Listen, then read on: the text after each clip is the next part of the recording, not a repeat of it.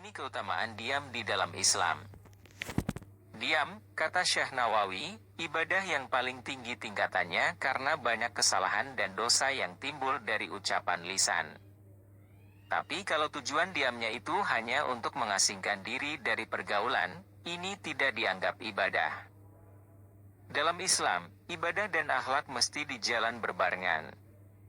Ibadah tanpa akhlak hasilnya percuma, begitu juga sebaliknya.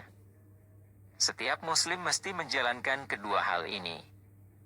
Islam bukan agama yang melangit, tapi juga membumi.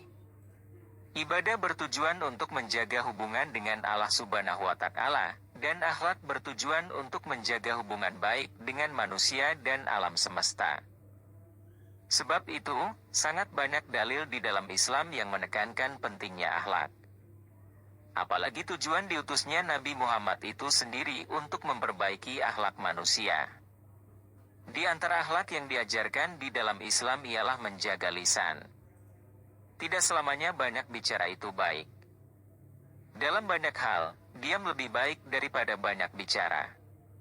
Keutamaan diam itu dijelaskan secara khusus oleh Syekh Nawawi Al-Banteni dalam kitab Nasyaihul Ibad. Beliau mengutip beberapa hadis tentang keutamaan diam.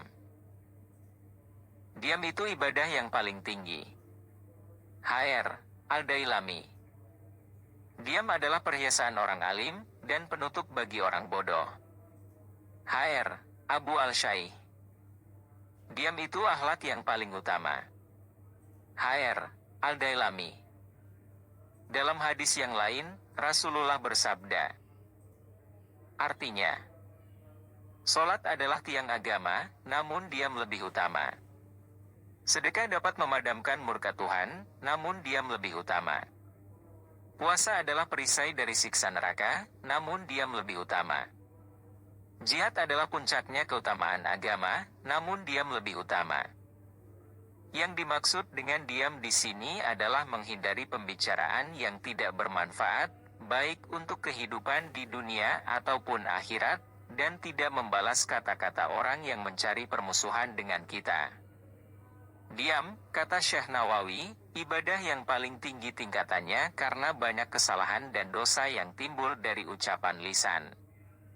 Tapi kalau tujuan diamnya itu hanya untuk mengasingkan diri dari pergaulan, ini tidak dianggap ibadah. Kurangi bicara untuk hal-hal yang tidak penting.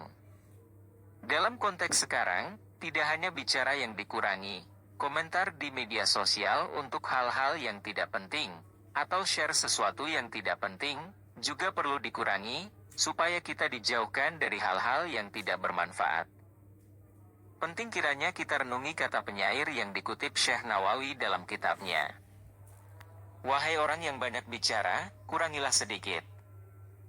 Sungguh engkau telah bicara panjang lebar.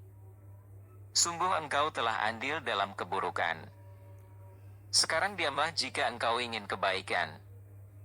Semoga kita mendapatkan kebaikan dan bisa menjaga lisan kita untuk tidak membicarakan hal-hal yang tak perlu.